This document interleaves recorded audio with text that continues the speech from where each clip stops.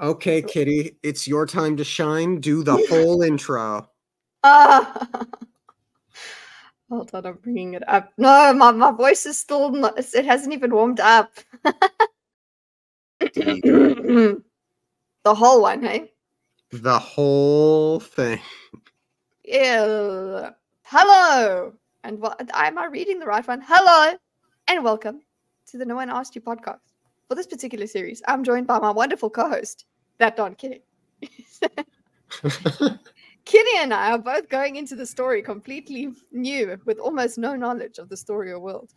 And then you do it. You go each segment. Each segment, we intend to cover what happens in each new chapter and discuss our experiences along the way. This is Mistborn Abridged, a blind read-through, and today we will be covering Chapter 6. You did it! You did chapter! Because she doesn't have an R. That's good. But I didn't do you justice, but you know, the point is that you do the joke. So I like that. Yes. We've got quite a chapter today, Kitty. Mm-hmm. It's eventful in a different way to our previous chapter. You don't have battles and things and whatever.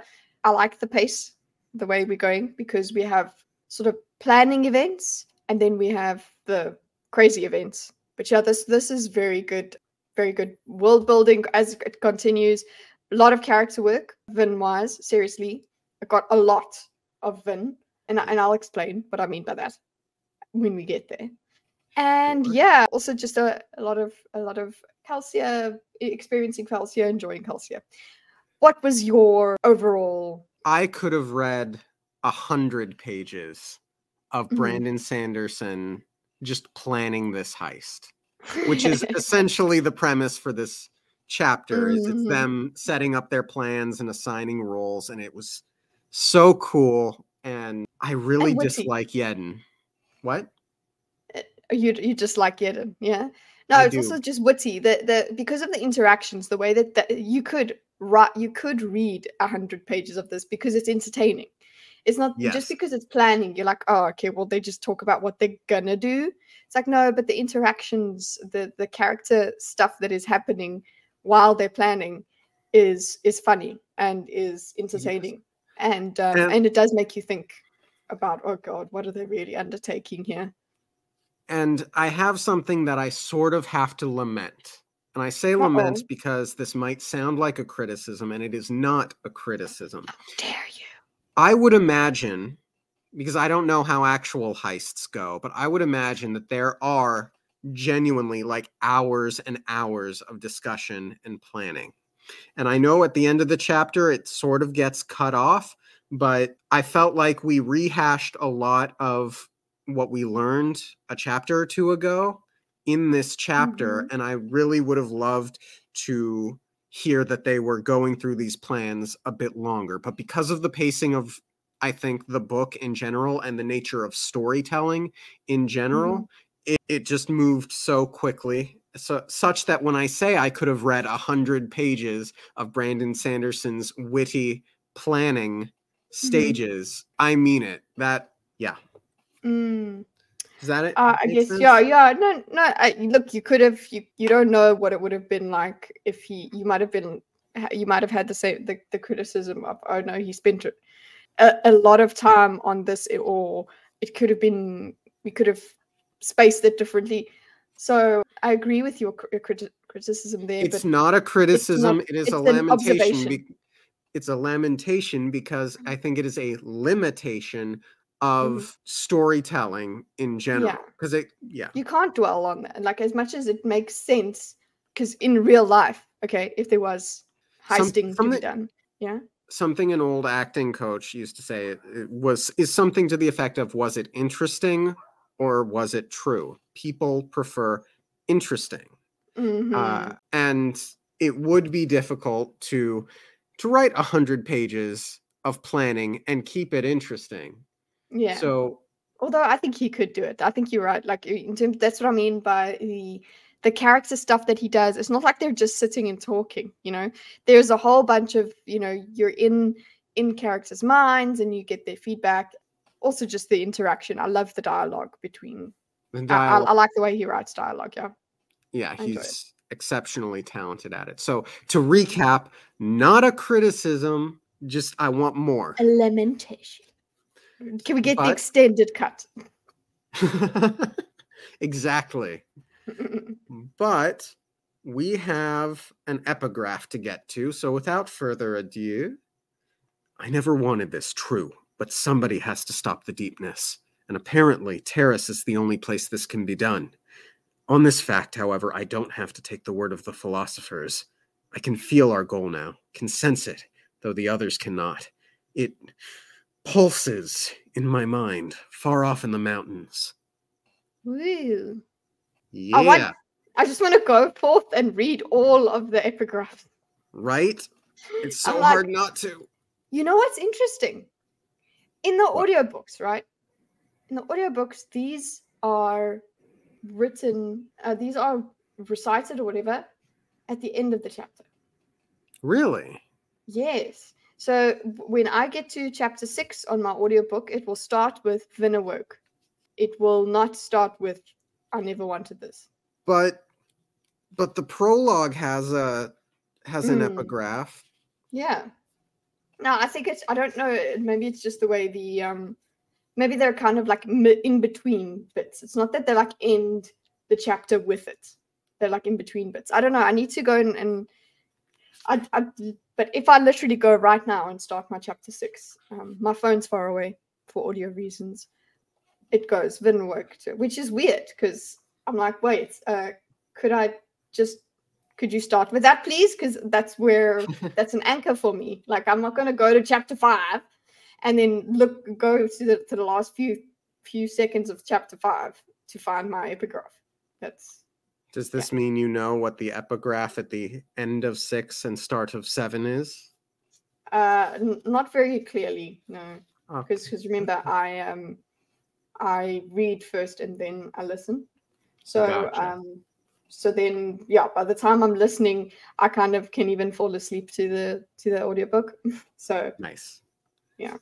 My subconscious knows. Yeah. So what did you think of this epigraph? Very cool. I'm sorry. It sounds like our hero is starting to gain a touch of conviction now, yeah? It doesn't matter about the philosophers. They also know, they can feel whatever this thing is, right? And that to me would make it more clear that this is the right person to be doing what he's doing. You know what I'm saying? Okay. The others can't feel this thing that he's getting close to. So he's special enough to be feeling it. That's what I think. It makes it feel more sure. So he's more sure. Okay, so to recap from last week, do we both agree that all of the epigraphs have been one person? Indeed, we do. And you are making the assertion that epigraph guy is the chosen one, that the philosophers have chosen correctly, you think? Yes. Interesting. He's the chosen one for this part of the prophecy, you know. Yeah, like two-parter. The chosen one that initially started it. I don't know. So you're saying this was the wrong person and therefore. Well, no, I didn't say that. He was saying that. If I understood the earlier epigraphs correctly, he was saying, I think that like I might be the wrong guy. Like they think I'm this person, but I don't feel like this person. What I did is I put because you said Calcia. Is Calcia or Vin this? Like, because you're thinking about if in the future, right? Right. Well, that was a question I had for you. Like, if this person, if epigraph guy is not the chosen one, would that will Kelsier or Vin? But that was more of a meta question because they're the protagonists and less because of any in-world indication. It's just a question. Yeah. Yeah. But we mentioned the deepness again, which we still don't really know exactly what it is. It's something that one can feel, and it needs to be dealt with. It needs to be taken away. So it takes away this idea of, okay, so the Lord, okay, because now my perception was there's the good and the bad side of this person, right? And makes sense that this person can go through whatever it is. The hero goes through whatever this is, and then comes out the villain and becomes this lord guy, or whatever, the god. Remember, in the beginning, our idea was that, oh no, this person is pursuing immortality, and that's what causes this whole cataclysm. But this is more like I'm sure I've said it before, like this is the hero going to fight something that needs to be fought and then goes wrong, rather than the baddie goes out and tries to do something. And so, you know what I'm saying? We could be witnessing this lord being created. So he used to be a goodie. That's what I mean. I think I'm rehashing that whole, Cool. And that ends the epigraph and into the chapter. Vin awoke to a quiet room, red morning sunlight peeking through the cracks in the shutters. She lay in bed for a moment, unsettled. Something felt wrong. It wasn't that she was waking up in an unfamiliar place. Traveling with Reen had accustomed her to a nomadic lifestyle. It took her a moment to realize the source of her discomfort. The room was empty. Not only was it empty, it was open, uncrowded, and it was comfortable. She lay on an actual mattress, raised on post, with sheets and a plush quilt. The room was decorated with a sturdy wooden armoire, and even had a circular rug. Perhaps another might have found the room cramped and Spartan, but to Vin, it seemed lavish. This is what I meant by lots of Vin work. We get more of Vin's perspective, more character building of her. We knew these things about her, but it's just being in her mind, like she is for real traumatized. Yeah. Okay. Yep. She's for real messed up. Like she does not. This is a completely strange experience for her. And I like that we spend some time on that. The line that really stuck out to me comes just a short while later. She had always been forced to fight to find privacy. Being given it so easily seemed to devalue the years she had spent relishing her brief moments of solitude. Yes, that is a key line. That's part of the she's messed up bit that I was talking about. It's like she's had to fight all this time. So now, like, not fighting and makes sense. Like there's this okay. So did you ever have this? I don't know, at school, if you had like exams and then you finished all your exams, you would still feel like, wait a second, I need to be studying or whatever. That obviously is a tiny feeling of what this person has gone through. Because, they've got this, wait a second, I should be fighting for something. There is something missing here. The struggle is missing. And now also, obviously, she goes further on to that. It's like, wait a second, you're devaluing all of my struggle because now all of a sudden I don't need to do this fight. It's the absence of fight is still something. It's still something to deal with psychologically. Yeah, absolutely. Sorry, she also creeps, right? She crept to the door. Like she still operates as if she's being watched. Yes. And she reflects on having gone to Clubs' shop after leaving Kelsier. They had arrived at Clubs' shop that evening, and everyone went to bed. They arrived late, so Dachshund basically took her to her room and said goodnight. She stayed awake until everyone else had fallen asleep, and she went out and she just started, like, casing the place. Not casing, like, to commit a crime, but, like, to learn her escape pathways and so on. Exactly. Learn the layout. She needs to know that she can't just have any unknowns in her mind. She had to go and sneak around and all that. And then there's even the consideration of she's not going to go and knock around for trapdoors and things like that because she doesn't want to wake people up. So she's doing those sort of considerations, but she's scared of being found out that she's doing those considerations. Yes. She appreciates the fine ska craftsmanship that she sees here. Clubs is a woodworker, and she reflects, most ska lived lives of drudgery on the plantations. Even those who lived in a city were generally forced to do menial labor. However, some talented few were allowed a trade. They were still Ska, they were paid poorly, and were always subject to the whims of the nobility, but they had a measure of freedom that most Ska would envy. Clubs was probably a master carpenter. What would entice such a man, one who had, by Ska standards, an amazing life, to risk joining the underground? He is a mystic. Kelsey and Doxon called him a smoker. She would probably have to figure out what that meant on her own. Experience told her that a powerful man like Kelsier would withhold knowledge from her as long as he could, stringing her along with occasional tidbits. His knowledge was what bound her to him. It would be unwise to give away too much too quickly. That's... I was going to ask you, what did you think of this? I think she has not had as much interaction with Kelsier as we have had yet. So there is so much of the orphan mentality in her still. It's more of her, I guess, feral mistrust. Yes. I like that. Thank you. But I have no doubt that Kelsier would probably be an open book with her. So we haven't.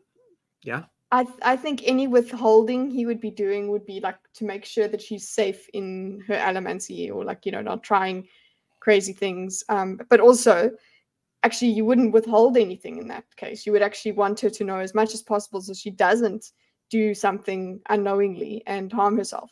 And I don't know. I don't feel like Kelsier needs her that much. Okay, I know Mistborn are very rare, but I think Kelsier would be doing this with or without her. He would be doing his heist. He was doing his heist without her. Right. This was a new thing for him. Yeah. He didn't even know about her until he was back in the city. But it's like I said, I think a chapter or two ago, Kelsier asked Vin if she was in, and Vin felt like she was forced to say she's in, but I think Kelsier was genuinely asking her. Yeah, he was. And as well, like, yes, I understand that maybe Kelsier would regret having a Mistborn not be trainable or something like that, but I think there's still care that he doesn't want a Mistborn out there untrained, not using their potential.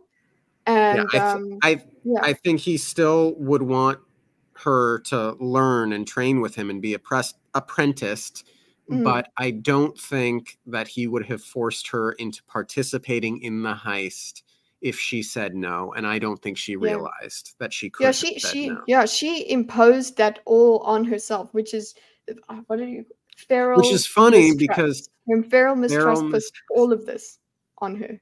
Which is funny because we've seen Kelsier force people into doing things that they weren't necessarily prepared to do on their own. But it's so curious that I'm willing to grant Kelsier this charity or this sort of charitable read into him, considering that he forced the Ska plantation folks in the prologue to rebel, that he did tell the group she's Mistborn without asking her if she was cool with sharing that info. Now that I'm saying it, it's like, well, maybe he would have coerced her into it.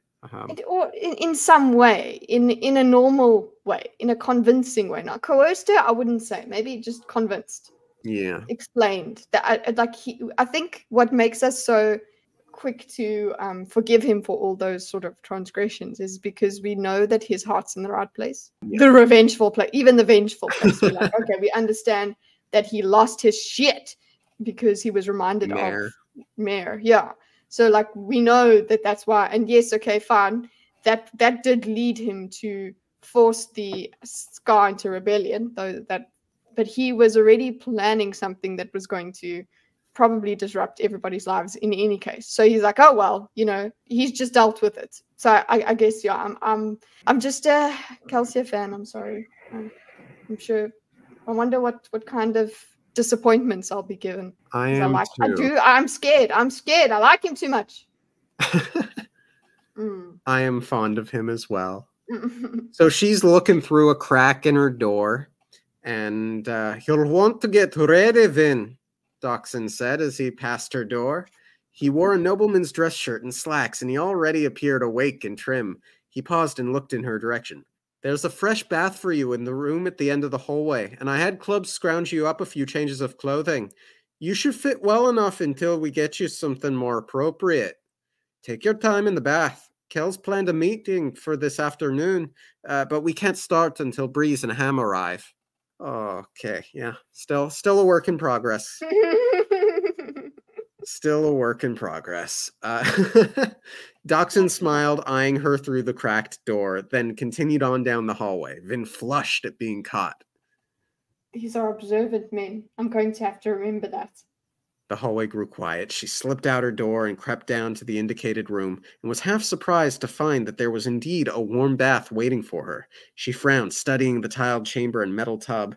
The water smelled, scented after the fashion of noble ladies. These men are more like noblemen than Scar.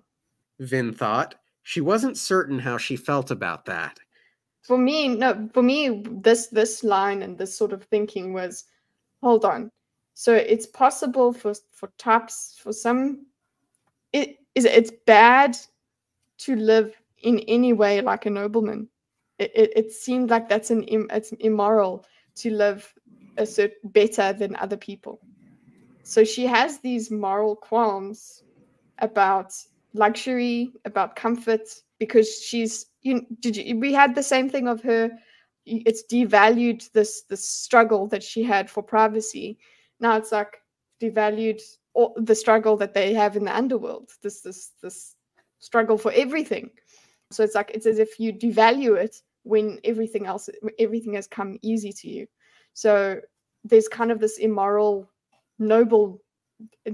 thing, and it does come through with Yedin. Even later on, we'll see when he's sitting in a chair, he even doesn't sit back into it and relax into it. Always on edge. She smelled funny. Although the scent was faint, Vin still caught whiffs of herself occasionally. It was the smell of a passing noblewoman, the scent of a perfume drawer opened by her brother's burgling fingers. The smell grew less noticeable as the morning progressed, but it still worried her. It would distinguish her from other Ska. If this crew expected her to take those baths regularly, she would have to request that the perfumes be removed. Yeah, I mean, if you're going to be a thief, you don't want people smelling you out. Yeah, but the way that we're seeing this as well is that it will distinguish her from other Ska. She does not want to stand out in any shape or form, not even smell. She needs to be under the radar. Yeah, she needs to be invisible because that's the only way she can be safe. But she will assert herself to make sure that there's no more perfume in the bath. Like she will be forced to say no more perfume in my bath, so that she will keep bathing because she's gonna go because she's expected to by the crew, but she will make that concession. She's like choosing her battles. You can see this abused mentality, like choosing, okay, this is gonna keep me to survive. Yeah, she's still very much in the learning phase of like, what are the dynamics at play here? Yeah, and just seeing her sheer trauma just in the way that her brain works, it really gets me. It gets to me. I know that it's going to take a long time for her mind to change. Yes. And I like that. It gets you kind of roll your eyes like, oh my gosh, it's okay. You want to just shake her and say it's okay, but you know that this is years and years in the making. Yeah, it's not okay. It's all very scary. She's creeping. She literally, like, she crept to the end of the hallway and she's creeping because she's just that's the kind of person she is. She's scared, and I can't wait for her not to be scared anymore. Same. So she heads down to the kitchens where she notices a bunch of Ska women who are making breakfast burritos. But when I say breakfast burritos, I mean rolls of thin flatbread with barley and vegetables, which are much less exciting, let's be honest. But she has a unique insight into the shop as a whole. There was an odd sense of cleanliness to the entire building. She hadn't noticed it the night before because of the darkness, but the floor was scrubbed clean. All of the workers, kitchen women or apprentices, had clean faces and hands. It felt odd to Vin. She was accustomed to her own fingers being black with ash stains. With Reen, if she'd ever washed her face, she had quickly rubbed it with ash again. A clean face stood out on the streets. What's the point of washing your face if you're going to mess it up again? That was it. I know she's explained exactly why. A clean face. But I'm like, why did she clean it? Okay, so it's supposed she cleaned it so that there is a, you can be too clean. I suppose. I'm just thinking, I'm just like, what are you cleaning for? But I know you can't just let it build up over years and years. That's a problem. Well, perhaps it's like makeup. Yeah, exactly. Can't leave it on. Ashy makeup. It's a charcoal scrub. It's a charcoal mask. So she's making this observation and she's thinking to herself, no ash in the corners. The room is kept swept. She'd never lived in such a place before. It was almost like living in some nobleman's house. See? It's just cleanliness, privacy. This is all weird, strange, and is it a moral good or a moral bad? And honestly, this is probably like a super humble place. Yeah. It's not luxury. It's luxury to her. Yeah. This is also, I think, our first environment that we ever actually get as being described as clean. So I think that really says something about clubs as well. Yeah, I did think, I'm like, how the hell, how much sweeping do you have to do? Yep. God damn. To keep that place. There's no ash in the corner even. I'm like, wow.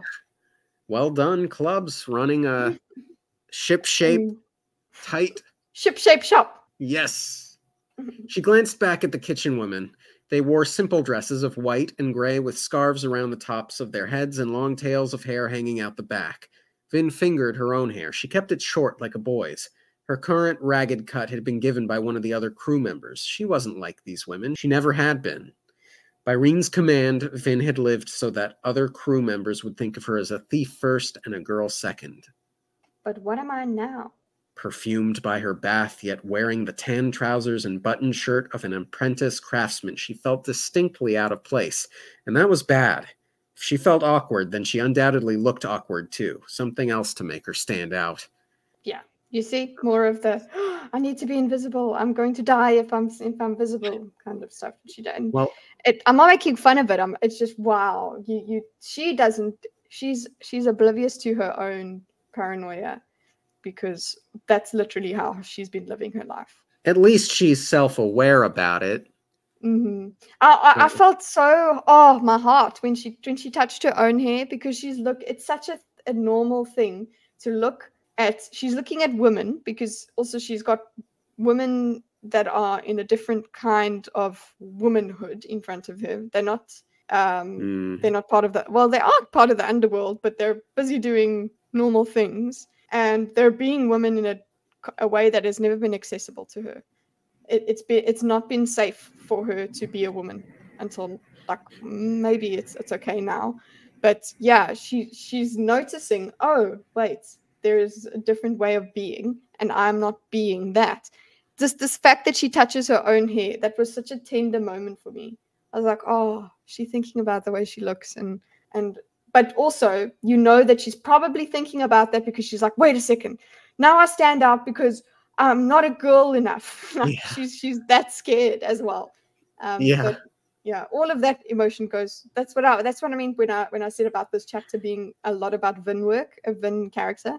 Like being in her mind gives us a lot of these moments of Vin. My goodness, you're properly crazed. I also love that you felt attuned to the tender moment of the hair touching because I went straight to the humorous appearance of a person just kind of looking awkward in the way. And I contrast that with like her and Dachshund standing there awkwardly when Kelsier was brooding. And like, I just totally see this as a cartoon in my mind now. Yeah. So I feel attuned to the humorous elements here. Well, Yeah, you've got the tender ones. No, but the tender, I know what you mean by this awkwardness, that she's like standing there like, what do I do now? She is definitely very awkward. So it's not like you're seeing things that we're seeing the same situation. We're seeing highlights of the different things are highlighted. That's cool. I like that. Vin turned, eyeing the workroom. The apprentices were already about their morning labors, working on various bits of furniture. They stayed in the back while clubs worked in the main showroom, putting detailed finishing touches on the pieces. The back kitchen door suddenly slammed open. Vin slipped reflexively to the side, putting her back to a wall and peeking around into the kitchen. Ham stood in the kitchen doorway, framed by red sunlight. He wore a loose shirt and vest, both sleeveless, and carried several large packs. He wasn't dirtied by soot. None of the crew had ever been the few times Vin had seen them. Ham walked through the kitchen and into the workroom.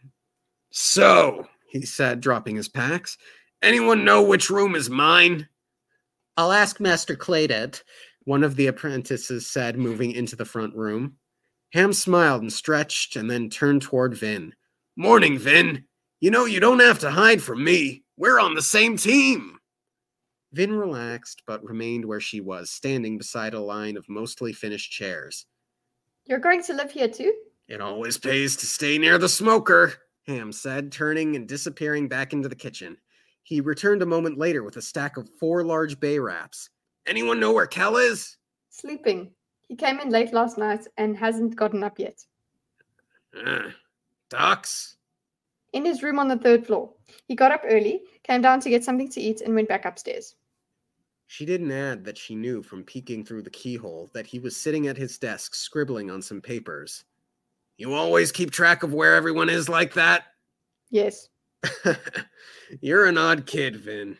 He gathered up his packs as the apprentice returned, and the two moved up the stairs. Vin stood, listening to their footsteps. They stopped about halfway down the first hallway, perhaps a few doors from her room. That reminded me of what may actually be a criticism for the chapter, and not a lamentation, but a criticism. I'll mention it now. We could wait, but I'll mention it now. There is no indication that Kelsier was severely beaten last chapter at all in this chapter. Mm-hmm.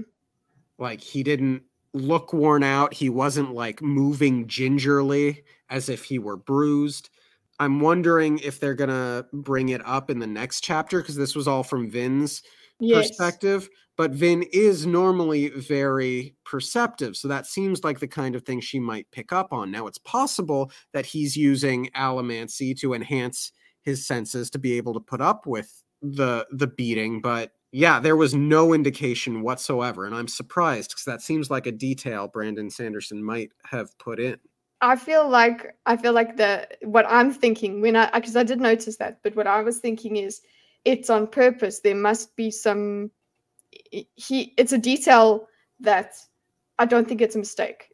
We are supposed to be noticing it's not there, because and I want to see I feel like there will be an explanation. I'll be disappointed if there's no explanation, because it's true, you can't, there's no visual cues.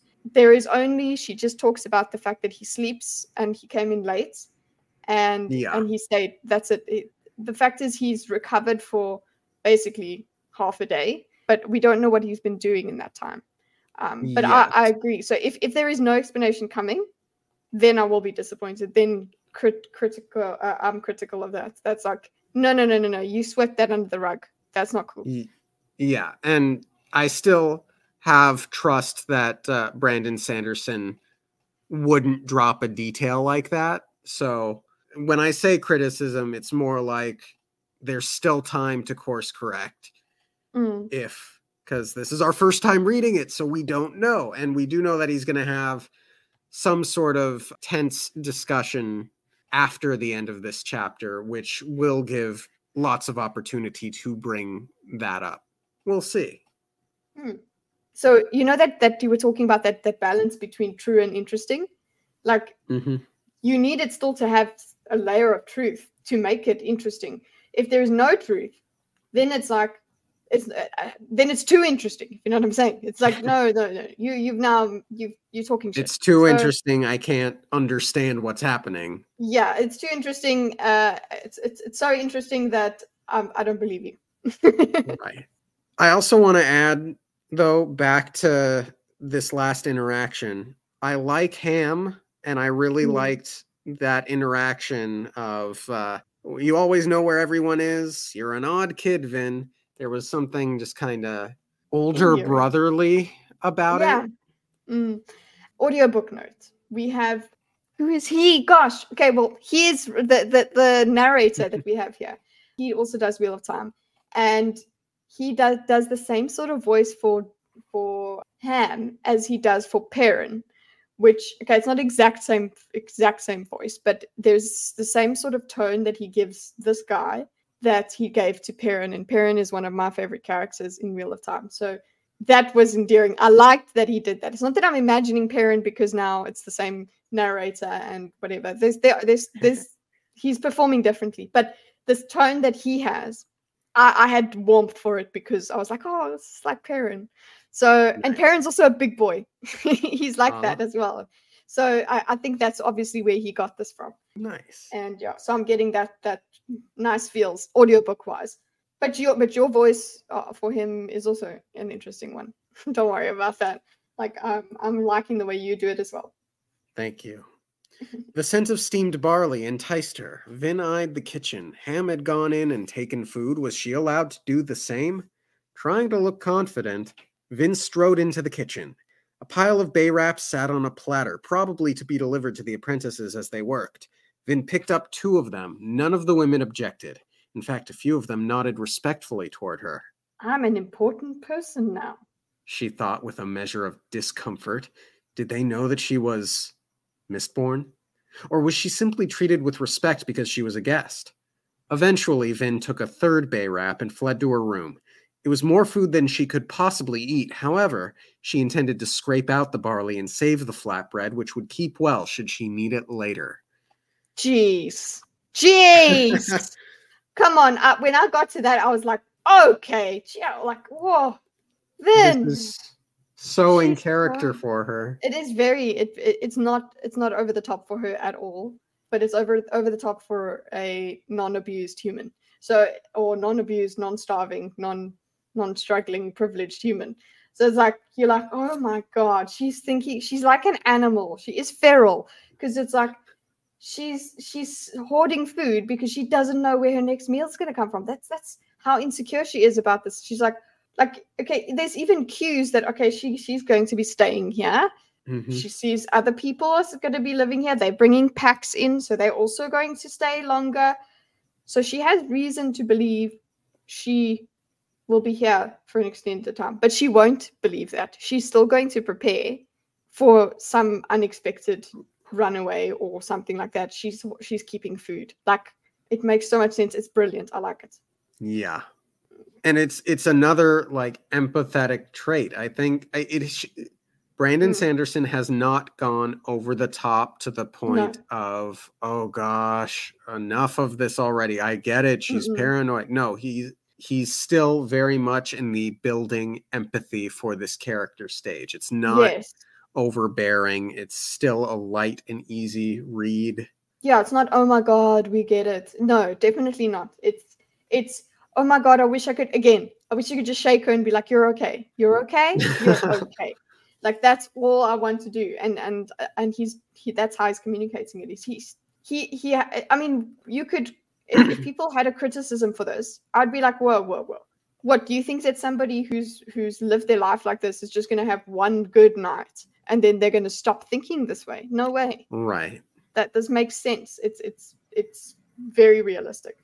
A knock came at her door. Vin answered it, pulling the door open with a careful motion. A young man stood out. Sorry. Just, just to going back quickly, your comedy thing, like the way that you were seeing her being awkward and stuff, right? Yes. Just going back to your bit of the way she walks into the kitchen. Oh, she tries to look confident and then she strode in. Okay, just talking about word choice here, right? She's been creeping around the whole place. She's startled and hiding and putting her back to walls and things. And then she's like, okay, I'm hungry now. So she goes and strides in to the kitchen. So I just imagine this little girl sort of, but like trying to really. Well, she's 16, but she looks like a small boy. Yeah, she's small, so she's like trying to stride in. I'm just imagining these women that are there, kind of, they know she's trying to look confident because she's not sure whether she's allowed to do this, and they know. I just had that comedy moment that of them looking at her, and she thinks she's nailing it, you know. She's walking in there with great confidence and putting on this big confidence as if she needs it to take these wraps, and then it goes to 2 wraps and then 3, and then she fled. She ran. I guess it's like she ran to her room. Does Axel or Daisy ever think they're being sneaky when you see them and you know that they think you don't know, but you know? Yeah, that's exactly it. That is exactly it. It's kind of like you're looking and you're like, oh, that's exactly the kind of endearing, sweet moments I have. Like, oh, sweetie. She's like a cat. Good. Yeah. Wait a second. What? Fan art of her looks like you, but she is like a cat. Therefore, you, Kitty, are you a cat? I'm not a cat. Can neither confirm nor deny. Kitty, get back to reading. A knock came at her door. Vin answered it, pulling the door open with a careful motion. A young man stood outside. The boy who had been with Clubs back at Kammen's lair the night before. Thin, tall, and awkward looking, he was dressed in gray clothing. He was perhaps 14, though his height might have made him look older than he was. He seemed nervous for some reason. Okay, quick pause. Remember last week when I said he's probably not his son? Mm-hmm. It's his nephew. Yes. Yeah. I'm also okay. When we get there, I'll just why would you suggest his nephew when we get there? Yeah, and I like this line. I really like this line. He seemed nervous for some reason. So Vin, who is so incredibly insightful, but who is also 16, can't recognize a crush when she sees it. And she also doesn't realize that she's probably it's noticed that she's actually a girl. So she has been trying to just not be a girl, but she's very much been noticed by this boy as she's a girl, and that's what's occurred here. That's what's making him feel awkward, even if he doesn't have a crush on her. It's just that she's a girl. Oh, it's a bit scary. So like that I think it's such a cute thing to show both of their age, because they're both like his heart, and he's nervous, and he's like nervous for some reason. She just doesn't know. She's not like, oh, I love that oblivious moment. Yep. Oh, and it's even funnier. Okay, yeah. So Vin asks, yes, what? You're wanted, he said in a thick Eastern accent. Ups in the whereabouts with the doing, with Master Jumps to the 3rd floor. I've got to go. The boy blushed, then turned and hurried away, scrambling up the stairs. Vin stood in the doorway of her room, dumbfounded. Was that supposed to make any sense? She peeked into the hallway. The boy had seemed like he expected her to follow him. Finally, she decided to do so, carefully making her way up the steps. So yeah, that's funny. I laughed so hard. Okay, so I listened to this again last night as well, and I was laughing again. Okay, so it's funny. When I read it, I was laughing. Then the way the audiobook does it is so funny, because he goes, oh, I gotta go. The way he reads it, he goes, oh, I gotta go. It's so funny. Like, just the way he reads it is ups in the where above with the doing. What? Okay, so we don't know yet whether this is just a manner of speaking, but it doesn't make sense. So that was my initial inclination as to why he would have a crush on her, rather than it being a part of the accent. But we learn, because he can hardly speak. Yeah, but we do learn later on that this is slang. Yes, it's like a way of speaking, and thick Eastern accent. So I did get the accent bit when I did read it. I was like, okay, so it's some way of speaking, but even so, this combined with his nervousness, makes it even worse. Because she's like, she knows it's an Eastern accent. Up we're above with the doing. With Master jumps to the 3rd floor. I've got to go. Like, she does go. So, okay. Was that supposed to make any sense? And then she also, the way that she awkwardly stands, waiting, she's like, what am I supposed to do? And then she realizes, oh, wait, I'm supposed to follow. It's a great moment. So totally dumbfounded. I love it. I love the awkwardness. It was very well done. I love laughing in the book. Gordon's always flabbergasted by our books making me laugh, because it's like it's real stuff. How is it making it? It's like, no, it's just in your imagination. Like, people that don't really enjoy fiction, they don't get it. But it's like, yeah, you just have such a comedic experience. Thank you, Brandon Sanderson. It was a great moment of adolescent, what the fuck is going on kind of stuff. Yes. Voices were coming from an open door at the end of the hallway. Vin approached and peeked around the corner to find a well-decorated room set with a fine rug and comfortable-looking chairs. A hearth burned at the side of the room, and the chairs were arranged to point toward a large charcoal writing board set atop an easel. Kelsier stood, resting one elbow against the brick hearth, a cup of wine in his hand. Angling herself slightly, Vin could see that he was talking to Breeze. The soother had arrived well into midday and had appropriated half of Clubs' apprentices to unload his possessions, in true Breeze fashion. Mm-hmm. Yeah, that was you adding that. But yeah, it's very yes. Very Breeze. Yeah, just go. Vin had watched from her window as the apprentice. Yeah, pick up. What? All right, you can continue.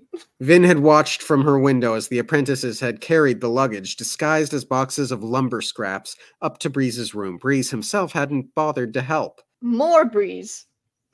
Yeah, it's incredible. Just how such simple language can build the character so much. Yeah, and we've had him like juxtaposed against Tam walking in with his own packs and carrying it himself, and it's only like 2 or 3 things that can be held. No, Breeze comes with a whole ass like a storage thing. A coterie. Yeah, he has a whole bunch of stuff. It's really it's a great thing. We didn't have to have the same amount of time spent to do this bit of character building, but we just had that little. You have this kind of image of him, like of her looking down out of the window and seeing Breeze attending all of this, and obviously, no, he's not going to help. It's very much within his character, and also just it's funny considering just our feelings towards Breeze. We're like, oh, of course. Yes. Ham was there, as was Dachshund, and Clubs was settling himself into the large overstuffed chair farthest from Breeze. The boy who had fetched Vin sat on a stool beside Clubs, and he was obviously making a point of trying not to look at her. More evidence of crush. Yes, and she's okay, so she doesn't notice why. I don't think she notices why. Like, you're right, she's oblivious about that, but she knows. Oh, okay, she has noticed. Okay, he's making a point not to look at her. There is her observation there, but she's still got a blind spot. Yeah. But I mean, I don't expect her to be like, oh yeah, he wants me. Like, she's not that person.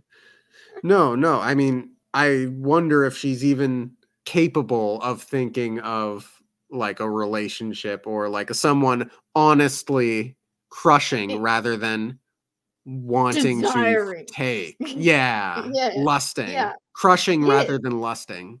Yes, good distinction, yeah.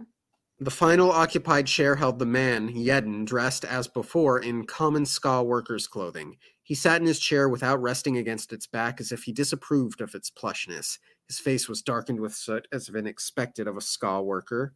There were 2 empty chairs. Kelsier noticed Vin standing by the doorway and gave her one of his inviting smiles. Well, there she is. Come in. Vin scanned the room. There was a window, though its shutters were closed against approaching gloom. The only chairs were the ones in Kelsier's half-circle. Resigned, she moved forward and took the empty chair beside Dachshund. It was too big for her, and she settled into it with her knees folded beneath her. That's all of us. Who's the last chair for? All right, let's talk. We've got something of a task ahead of ourselves, and the sooner we begin outlining a plan, the better. I thought you had a plan, Yedden said uncomfortably. I have a framework. I know what needs to happen, and I have a few ideas on how to do that. But you don't gather a group like this and just tell them what to do. We need to work this out together, beginning with a list of problems we need to deal with if we want the plan to work. Well, let me get the framework straight first. The plan is to gather Yedden an army, cause chaos in Luthadel, secure the palace, steal the Lord Ruler's Atium, then leave the government to collapse? Essentially. Then, our main problem is the garrison. If we want chaos in Luthadel, we can't have 20,000 troops here to keep the peace, not to mention the fact that Yedden's troops will never take the city while there's any sort of armed resistance on the walls. So Calcier starts writing on his chalkboard, Luthadel garrison. What else? We'll need a way to make said chaos in Luthadel, Breeze said, gesturing with a cup of wine. Your instincts are right, my dear man. The city is where the ministry makes its headquarters, and the great houses run their mercantile empires. We'll need to bring Luthadel down if we want to break the Lord Ruler's ability to govern. Mentioning the nobility brings up another point. The great houses all have guard forces in the city, not to mention their allomancers. If we're going to deliver the city to Yedden, we'll have to deal with those noblemen. Calcier writes chaos and great houses beside Luthadel garrison on his board. The ministry. There'll be no change in government as long as the Steel Inquisitors have anything to say about it. Calcier wrote ministry on the board. What else? Atium. You might as well write it up there. We'll need to secure the palace quickly once General Mayhem starts, and make certain nobody else takes the opportunity to slip into the treasury. Calcier writes, Atium, secure treasury. We will need to find a way to gather Yedden's troops. We'll have to be quiet, but quick, and train them somewhere that the Lord Ruler won't find them. We also might want to make certain that the Scar Rebellion is ready to take control of Luthadel. Seizing the palace and digging in will make for a spectacular story, but it would be nice if Yedden and his people were actually ready to govern once this is all over. Calcier adds troops and Scar Rebellion to the board. And I'm going to add Lord Ruler. We'll at least want a plan to get him out of the city should other options fail. He writes Lord Ruler. Did I forget anything? Well, if you're listing problems we'll have to overcome, you should write up there we're all bloody insane.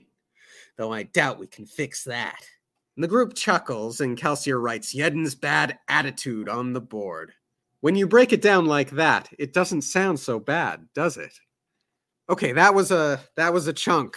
Kitty, speak. Give me a break. Yeah, no, I was not going to interrupt and break your takes up, okay?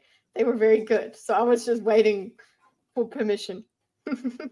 Please. For me, that was a fun interaction. It was a lot of like things I would expect of people making plans. Good, logical, smart characters doing smart things, and I loved the humor of Calcier writing Yedden's bad attitude. I enjoy that. It's kind of like he's diagramming. Yes! So I very much enjoyed that because it's just like, right, that is how you add your commentary. You're just like, okay, so that's a bad attitude. Like he didn't say, oh, he's got bad attitude. No, he wrote it on the board. I loved that. I just loved the whole thing of just the way he's writing it. It's also just really funny.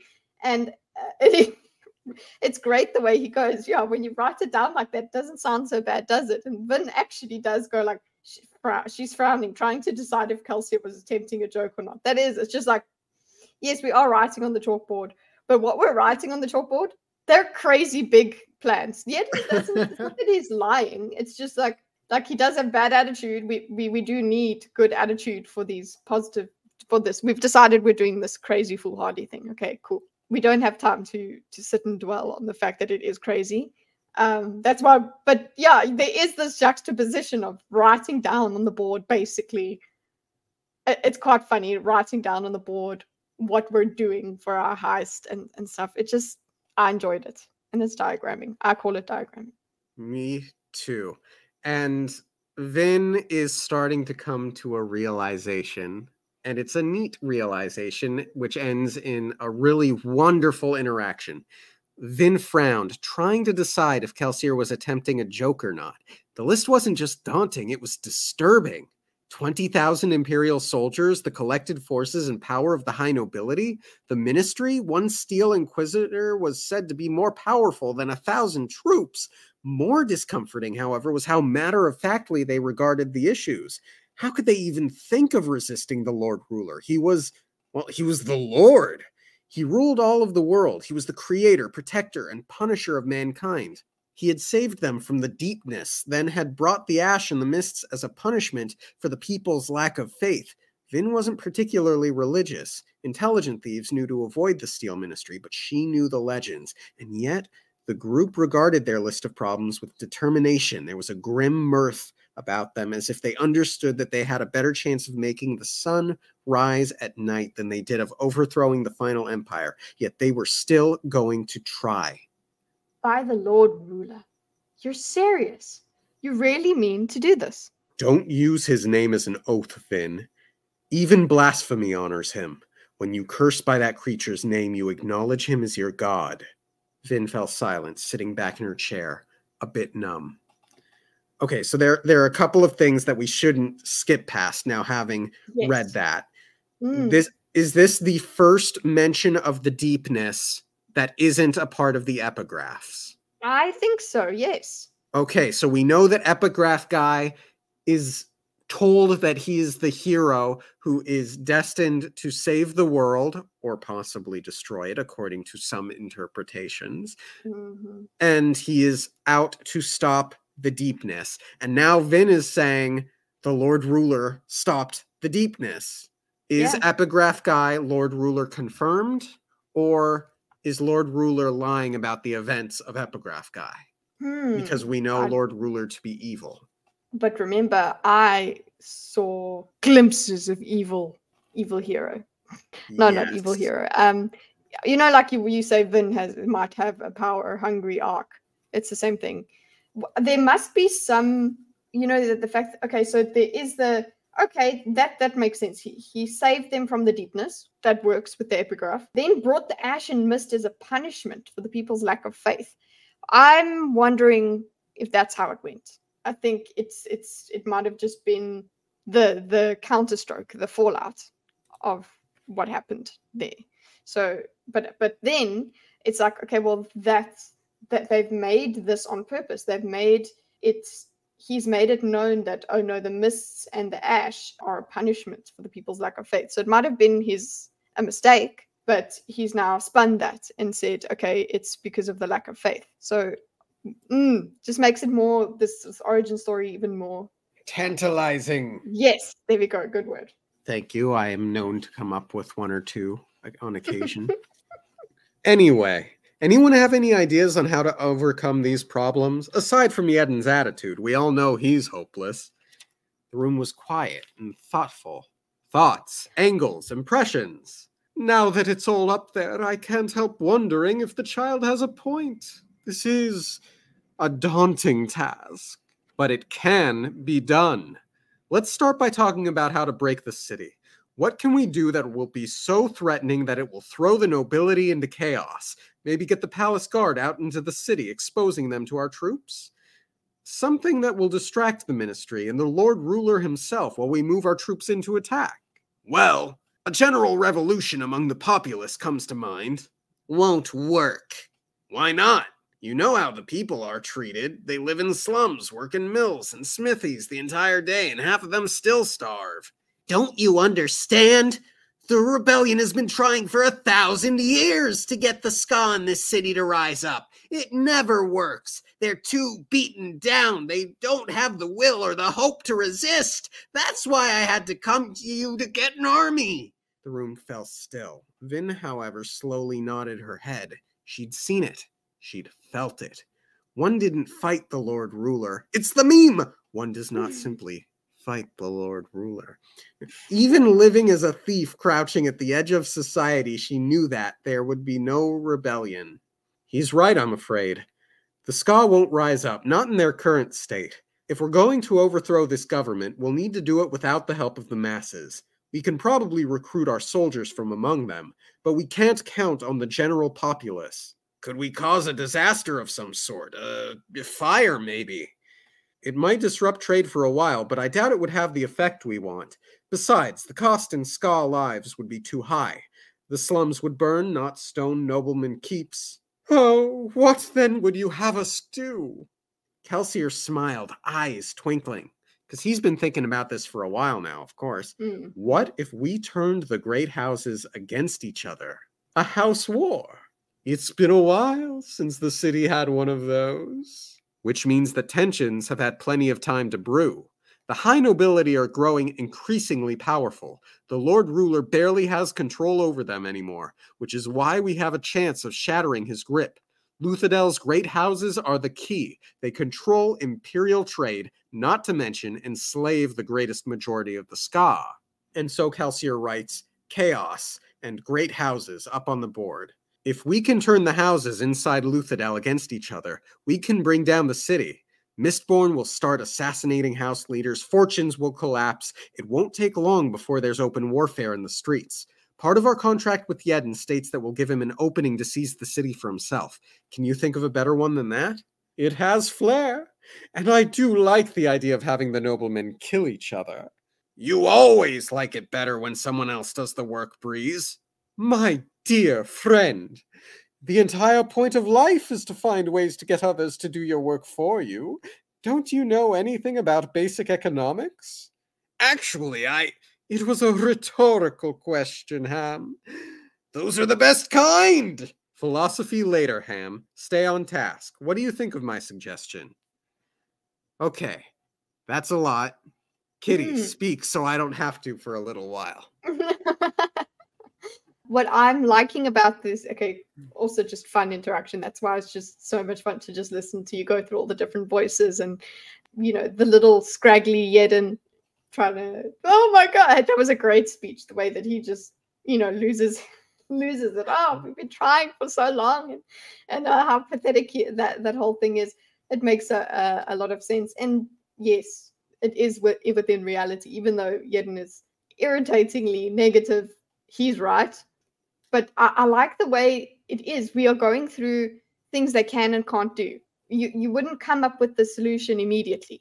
So we are, oh, okay, fire. No, that's not going to work. Okay, cool. Then, so we're not just going straight to the solution, which obviously we found the solution. Now we're going to, okay, what are we going to do with the houses fighting each other? Okay, it's happened before. That's also what it's telling us.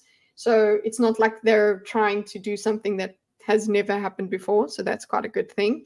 Also, I like that Breeze has like this. Breeze is actually kind of like interested in this because he is the kind of guy that would land up sowing that tension.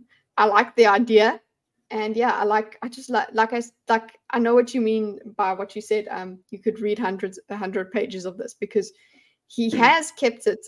If he could keep it this entertaining and this in depth, because you learn a whole bunch from every single little snippet. You learn about the world. Yeah, enjoying it. I can see why you would want more of it. Yeah, it's so good. And some of these ideas, while they don't settle on them, are like logical things to propose. Yeah, consider them and evaluate them. And because that's what you're supposed to be doing. That's what he needs from everybody. That's why they're all meeting together. It's not just, oh, well, here's the plan and then whatever. It's good to have them come up with it in front of you instead of just, oh, we'll do this. You want to be part of this thinking because it's such an impossible, daunting thing. You want to feel that. You want to feel you want to feel daunted the way they are. And then see them approach the challenges and see them take them on. It's great. Yes. And there's one little snippet that I want to call attention to, and it's this idea that the noble houses are getting more and more powerful, and the Lord Ruler is suddenly struggling to control them or maintain his grip. What do you make of that? Yeah. To me, it doesn't mean that, okay, his power slipping and he's gonna inevitably fall anyway. That's not how I take that. I take that as he would need to do something to regain control. So I don't put it past him that he would do something to counteract whatever is happening here. They're just going to use that. They're going to use it as a weakness. What did you see in it? It's just it has seemed like he has just had such total control up until this point in the story, and to suddenly hear that it might actually just be like a tinderbox of matches ready to topple at any time it recontextualizes the world just a little bit for me. And I don't know if this is just Kelsier's view or the fact of the matter. And I think back to Tresting's prologue and how he felt, and my assumption that his POV is supposed to represent the nobility, your average noble house's view of the Lord Ruler, to suddenly hear that the Lord Ruler is struggling to control them. It's interesting. It adds a lot of depth. Yeah, well, Tresting is not one of like the high houses, so that's True. one thing that makes sense. That okay, the lower nobility will be the most cowed, so that makes sense. The higher nobility has more of a chance of challenging this Lord Ruler. It's hard to imagine that the Lord Ruler would allow himself to be put in a situation where the nobility might one day challenge him, but you and I may well imagine that he's not a god and is therefore not omniscient. But if he is supposed to be thought of as it, it would be blasphemous to consider. Well, but then again, that could make you a target. It's just, there's just so much to unpack and just sort of ruminate on. I like the politics of it, because it makes it realistic to me that you don't just have absolute power and then you're done. You have to maintain it, and there's always factions and things happening between the game of houses is happening there. So it's like it doesn't make him any less formidable for me. I'm like, oh yeah, he's still the Lord Ruler and he's still very scary, and this is still quite a big deal. But there are weaknesses, and I think that's just like any power. There will be weaknesses, and there will be forces trying to gain power. It's not that it just sits and is set. Right. Yeah. So I like that it's realistic enough. It's nuanced enough that there are cracks that you can widen. Excellent. So Kelsier has just asked what everyone thinks, and Ham responds, "It could work, but I can't see the Lord Ruler letting things go that far. It's our job to see that he doesn't have a choice. He's known to let his nobility squabble, probably to keep them off balance. We fan those tensions, then we somehow force the garrison to pull out. When the houses start fighting in earnest, the Lord Ruler won't be able to do anything to stop them, except perhaps send his palace guard into the streets, which is exactly what we want him to do. He could also send for a Khalas army. True, but they're stationed a moderate distance away. That's a flaw we need to exploit. Kolos troops make wonderful grunts, but they have to be kept away from civilized cities. The very center of the final empire is exposed, yet the Lord Ruler is confident in his strength. And why shouldn't he be? He hasn't faced a serious threat in centuries. Most cities only need a small policing force." So we get just a little bit of another nugget of information on the Kolos troops, and that they're grunts to be kept away from civilized cities, which brings to mind less elephant tank things and more like, I don't know, like a goblin horde or an orc horde. I don't know if there are non-humans in this, but that's sort of what the term grunt and civilized brought to my mind. What do you think? Okay, well, it didn't do that for me. I still think of these collars as big, and slow moving. That's what I've big and slow moving, but also they wreak havoc no matter where they go. So that's why you keep them away from civilized society, because they are going to break stuff. It stuck with me for that. But why would you call it an army if like 2 or 3 of these massive things would be formidable enough. So I can see that yours is probably the correct assumption, that they're more goblin-y and numerous than actually big, silent, moving things. But I just want them silent, big, massive, destructive beings. I want them to be those big things. I want them to be bigger than elephants. I want them to be like elephants. So. Haha, that would be cool. 20,000 men is hardly a small number. It is on a national scale. The Lord Ruler keeps most of his troops on the edges of the Empire where the threat of rebellion is strongest. That's why we're going to strike him here, in Luthadel. And that's why we're going to succeed. Assuming we can deal with the garrison, Doxson noted. So Kelsier writes on the board, House War, underneath great houses and chaos. All right then, let's talk about the garrison. What are we going to do about it? Well, historically, the best way to deal with a large force of soldiers is to have your own large force of soldiers. We're going to raise Yedden an army, why not let them attack the garrison? Isn't that the point of raising the army in the first place? That won't work, Hammond, Breeze says as he's, looking at his empty cup of wine now. And then he holds it up for the boy besides Club to refill, which he does. He scurries over and grabs the cup to go refill it. If we want to defeat the garrisons, we'll need our own force, at least its same size. We'd probably want one much larger, since our men will be newly trained. We might be able to raise Yedden an army. We might even be able to get him one large enough to hold the city for a while. But getting him one large enough to take on the garrison inside its fortifications, we might as well give up now if that's our plan. The group fell silent. Vin squirmed in her chair, looking over each man in turn. Breeze's words had a profound effect. Ham opened his mouth to speak, then closed it again, sitting back to reconsider. I will say they are all very quick to kind of give up and then have a moment of silence. I would have liked to see, again, if we could have had 100 pages of this, we could have seen them throw out 100 examples before backing back into a silence. But again, this is, not a criticism, just, if we had the economy to allow for it. Lamentation. It's me wanting more. Yeah. All right. We'll get back to the garrison in a moment. Let's look at our army. How can we raise one of substantial size and hide it from the Lord Ruler? Again, that will be difficult. There is a very good reason why the Lord Ruler feels safe in the central dominance. There are constant patrols on the roadways and canals, and you can hardly spend a day traveling without running into a village or plantation. This isn't the sort of place where you can raise an army without attracting notice. The rebellion has those caves up in the north. We might be able to hide some men there. Yedden pales. You know about the Argui Caverns? Even the Lord Ruler knows about them, Yedden. The rebels there simply aren't yet dangerous enough to bother him.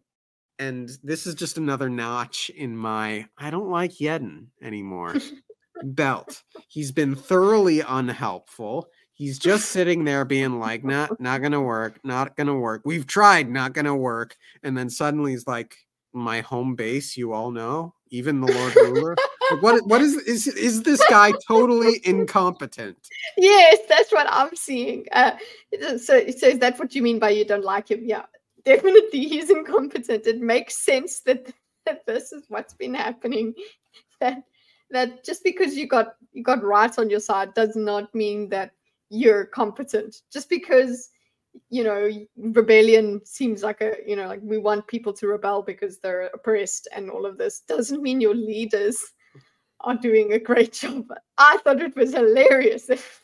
And also the way Kelsier rolls his eyes when he says even the Lord Ruler knows. Because it's like, oh God, they're so incompetent. It's not just Yedden. It's the whole rebellion. I feel bad because Ska are treated terribly, but it's kind of like this guy just wants to role play the rebellion role rather than actually do anything. His negativity. Okay, so yes, we know that it is a daunting task. So negativity is not. It's not that it's not warranted. You need that. You need realism, right? You need to look for the flaws in your plan, definitely. But you don't need this. You can see how this attitude defeat that made them so easy. Yeah, So why they're not is this even- guy the leader? Well, is this the best they have as well? You're like, is this Surely it? they have a Che Guevara that can take over or something. And also just the fact that he writes about this like role playing sort of thing, and his kind of like we had that thing of him. He doesn't even sit back in the chair because he has to reject it. He doesn't approve of its plushness and things like that. It's like, okay, so it's as if he wants everybody to. He wants this rebellion because there's other people living better. He wants everyone to come down to his level instead of just actually, wait, we need to rise. We need to lift everybody else. It's a very negative sort of, it's not a hopeful rebellion, if you know what I'm saying. It's like kind of a spiteful rebellion. Like, yes, and a rebellion built off of spite will not do well. Yeah, it's not, and you could see he's a spiteful person. It's very much like he feels very wronged by how dare these people have clean faces, how dare they enjoy their lives, how dare they, and that's why we must rebel. Instead of like, we want to enjoy our lives too, we deserve good things. It's like, no, how dare they? Anyway. Yep. How many people do you have, Yedden, in Luthadel and around it? Caves included? What do we have to start with? Maybe 300, including women and children. And how many do you think those caves could hide? Yedden shrugs. The caves could support a large group for certain. Perhaps 10,000. I've been there. The rebellion has been hiding people in them for years, and the Lord Ruler has never bothered to destroy them. I can imagine why. Cave fighting is nasty business, especially for the aggressor. The Lord Ruler likes to keep defeats to a minimum. He's nothing if not vain. Anyway, 10,000. That's a decent number. Could hold the palace with ease. And might be able to hold the city if it had the walls. When you asked for an army, what size were you thinking? 10,000 sounds like a good number, I suppose. Actually, it's a bit larger than what I was thinking. I hate to sound contrary again. That's usually Hammond's job, but I do have to return to our earlier problem. 10,000 men. That won't even frighten the garrison. We're talking about 20,000 well-armed, well-trained troops. He has a point, Kel. Doxson notes as he finds a small book somewhere and begins to take notes. Kelsier frowned.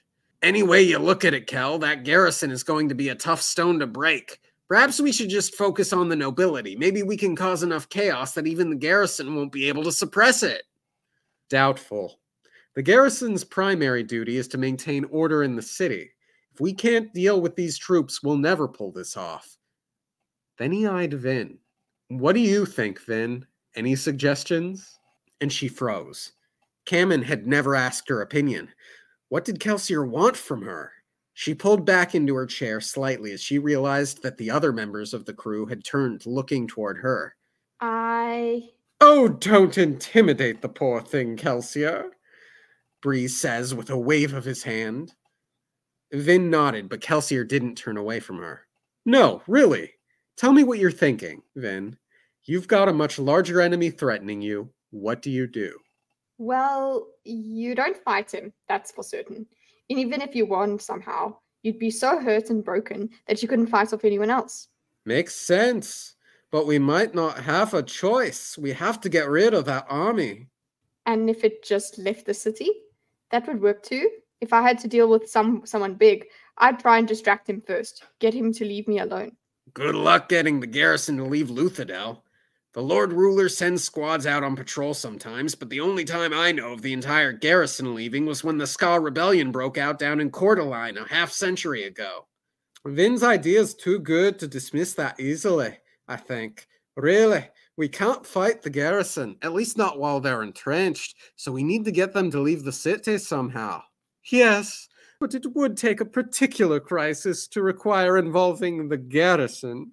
If the problem weren't threatening enough, the Lord Ruler wouldn't send the entire garrison. If it were too dangerous, he'd hunker down and send for his Kolos. A rebellion in one of the nearby cities. And that leaves us with the same problem as before. If we can't get the Ska here to rebel, we'll never get ones outside of the city to do so. What about a feint of some sort, then? We're assuming that we'll be able to raise a sizable group of soldiers. If they pretend to attack someplace nearby, perhaps the Lord Ruler will send the garrison out to help. I doubt he'd send them away to protect another city, Breeze said. Not if it left him exposed in Luthadel. The group fell silent, thinking again. Vin glanced around, then found Calcier's eyes on her. What? How far away are the pits of Hatson? The question hung in the air. Finally, Breeze laughed. Oh, now that's devious. The nobility don't know that the pits produce atium, so the Lord Ruler couldn't make much of a fuss, not without revealing that there's something very special about those pits. That means no Kolos. They wouldn't arrive in time anyway. The pits are only a couple of days away. If they were threatened, the Lord Ruler would have to respond quickly. The garrison would be the sole force in striking distance. Calcier smiled, eyes alight. And it wouldn't take much of an army to threaten the pits either. 1,000 men could do it. We send them to attack, then when the garrison leaves, we march our second, larger force in and seize Luthadel. By the time the garrison realizes that they've been duped, they won't be able to get back in time to stop us from taking the city walls. Could we keep them, though? With 10,000 ska, I could hold this city against the garrison. The Lord Ruler would have to send for his Kolos. By then, we'd have the atium, and the great houses won't be in any position to stop us. They'll be weakened and frail because of their internal fighting. We'll need to use Yedden's caves then. They're within striking distance of both our targets, and they're closer to Luthadel than the pits are. If our army left from there, it could get here before the garrison could return from the pits. Okay, let's pause here for a moment. Kitty, speak so I don't have to for a little while. There's a lot of dialogue in this chapter. Yeah. I'm just enjoying it. I'm sitting back and enjoying it. Okay, so more of the figuring it out. Good. We don't just come along and have all the answers. We have proper thinking. We have questions. We have suggestions. People throwing stuff out there. And what I did want to, just considering the context in which we're reading this, we are in the MCU era, right? And a lot of the criticism is, girl boss, so shit, right? Yes. Okay. It's because they're cheap. Those moments that are given to, they're like, oh, there's no woman moments where the woman leads and the woman does this and there's no moments like that. It's like, here is exactly a moment where the girl's idea. Okay. And it makes me sick that I'm even noticing that, because I don't care. Okay. I would not care unless without this context that's been given. I'm not counting who's the men, how many men give ideas and how many women give ideas. I'm not doing that, but I'm just within the context of media that we have in post 2016 is this thing of there's these cheap moments given to women where, oh, look, the woman gives us the answer and she there is the girl boss. No, like, this is now Vin realistically using her way. This is how she has survived as an individual. Is so in character for her. Yes, of course exactly. She would come up with this idea. It makes sense. It is earned. It's not given, just thrown at her because, oh, here is a vagina and we must now give it the win. No, it's, here is the character. It's realistic. It makes sense. It all fits in with, and they're not going, oh, well done. Oh, you're amazing, Vin. It's like, no, they're just, oh, that's a good idea. It's not about, oh, we need to now sit and praise and kiss Vin's ass. It's like, no, we actually, it's a good idea on merit. That is how you write it. That is what people are asking for when they want these. This is what they're missing when you give the stupid, cheap girl boss moment. It's not earned. It's not. It's not fun. It's not well done. Get out.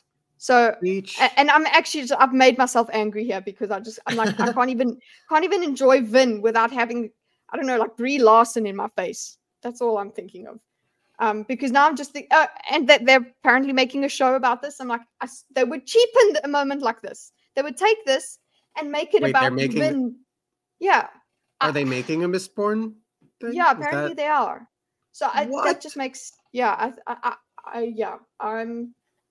this is the kind of thing that is in a book. It's there. It's written. And they're like, no, you know what, we can make it better. And that's what they do. They twist these things. I know I'm projecting all of this. It's Wheel of Time flashbacks, I suppose. Okay, I'm done.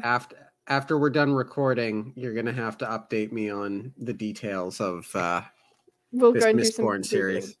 Yeah, Yeah. Somebody on the Discord has me under the impression that they're doing a Mistborn. Interesting. Or some Brandon Sanderson show. Speaking of the Discord, if you haven't joined yet, I highly recommend you all subscribe to ThatDarnKitteh, where she has a wonderful YouTube channel. She does panel shows on Thursdays, and she's currently doing gaming streams on Tuesdays, Meowster Hunter, and she is very entertaining to watch. And from her YouTube channel, you can get into the Discord where she will eventually be uploading the diagrams that I am making of each chapter. And I've been putting them in the comment section. Sorry. Well, I'll put them in both. Yeah. Also, yes, and apparently they're in the comment section as well. Mm-hmm. But yeah, of course she would come up with this idea because that is how she interacts with people and how she would have to. Really, really wonderful. It makes sense. This is actually this is how she has survived. Everybody's bigger than her. Everybody's got more power than her.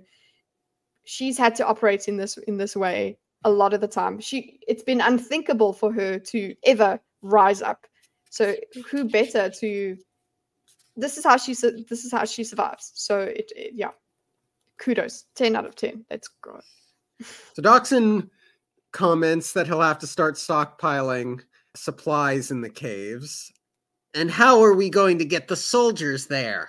That's a week outside the city, and Scar aren't allowed to travel on their own. I've already got someone who can help us there. And Calcier writes, attack pits of Hathsin beneath Luthadel garrison on the board. I have a friend that can give us a front to run canal boats to the north. Assuming you can make good on your first and primary promise, I paid you to gather me an army. 10,000 men is a great number, but I've still to see an adequate explanation of how you're going to raise them. I've already told you the kinds of problems we've had trying to recruit in Luthadel.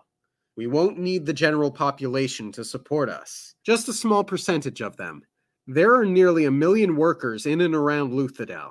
This should actually be the easiest part of the plan. Since we happen to be in the presence of one of the world's greatest soothers, Breeze, I'm counting on you and your Allomancers to force us up a nice selection of recruits.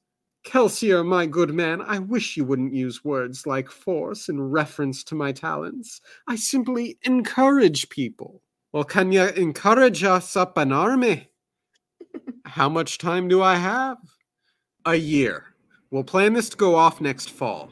Assuming the Lord Ruler does gather his forces to attack Yedden once we take the city, we might as well make him do it in the winter. I loved this line. So we get a time frame now, which is great. We know they aren't just going to wait 5 or 10 or 15 years. They are giving themselves a time limit, and he's planning so that the seasons align. That's wonderful. That's clever. Yeah, and I like that it's not like we're doing this next week, boys. Yeah. I feel like, okay, I'm just keeping it together in terms of like, if you had to adapt this, would they try and make it that it's just happens in a few weeks? Like, there's no reason for this to be a tomorrow sort of thing. This is a very long, like, this takes a long time to set up, so it makes sense.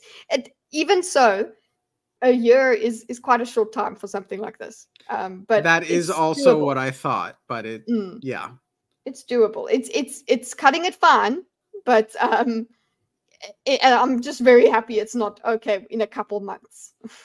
Yeah, 10,000 men, Breeze said with a smile, gathered from a resistant population in less than a year. It would certainly be a challenge. From you, that's as good as a yes. Start in Luthadel and move to the surrounding cities. We need people who are close enough to gather at the caves. We'll also need weapons and supplies, and we'll need to train the men. I've already got a plan to get weapons. Can you find some men to do the training? Probably. I know some Ska soldiers who fought in one of the Lord Ruler's suppression campaigns. Traitors!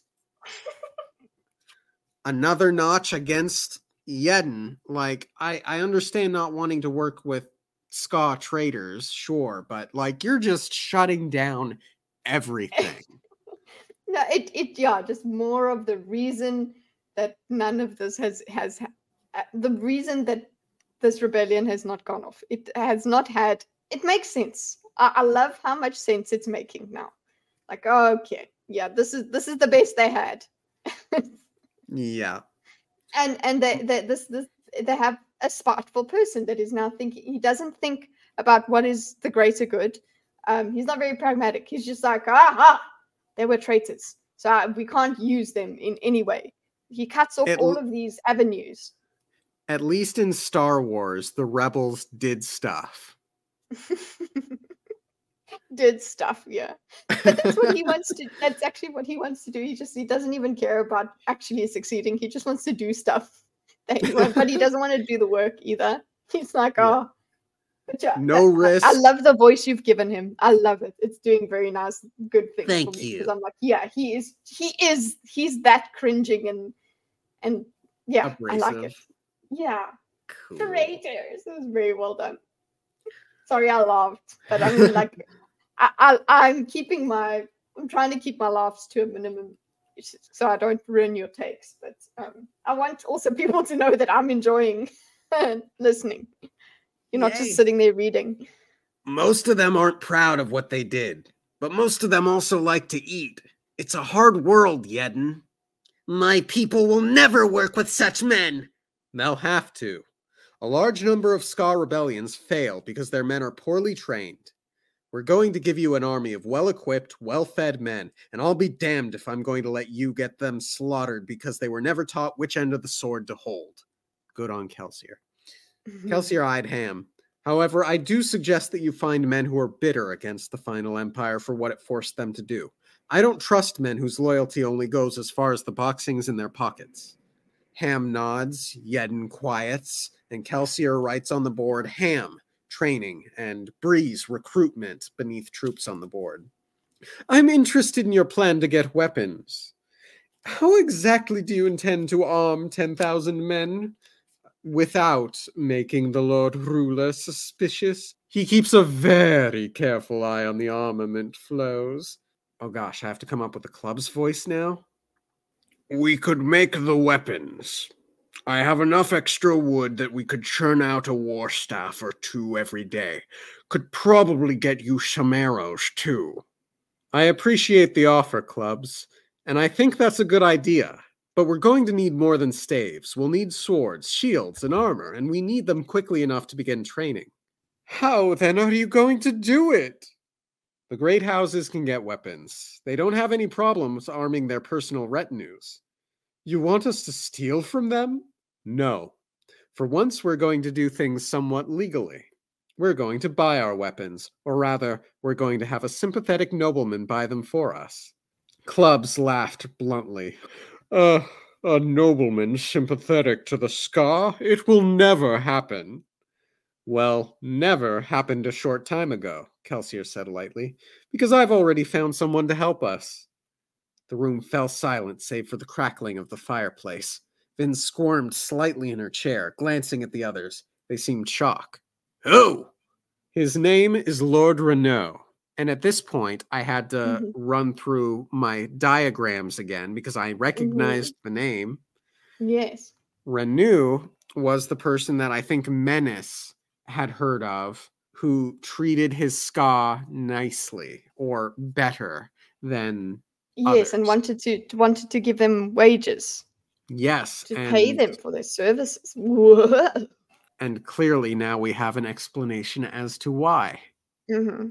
And we will learn soon enough that that explanation is a bit more ominous than a simple sympathetic nobleman. Yeah. His name is Lord Renew. He arrived in the area a few days back. He's staying in Felice. He doesn't yet have enough influence to establish himself in Luthadel. Besides, I think it's prudent to keep Renew's activities a bit removed from the Lord Ruler. Vin cocked her head. Felice was a small suburb-style city an hour outside Luthadel. She and Reen had worked there before moving into the capital city. How had Kelsier recruited this Lord Renew?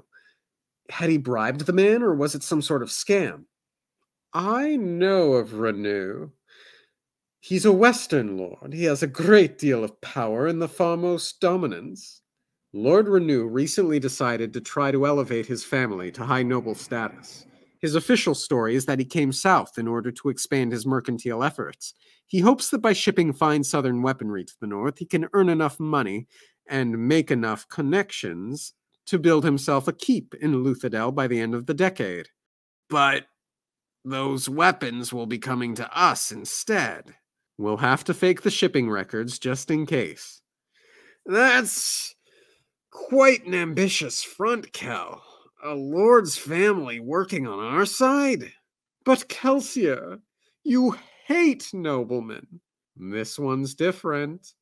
The crew studied Kelsier. They didn't like working with a nobleman. Vin could tell that much easily. It probably didn't help that Renew was so powerful.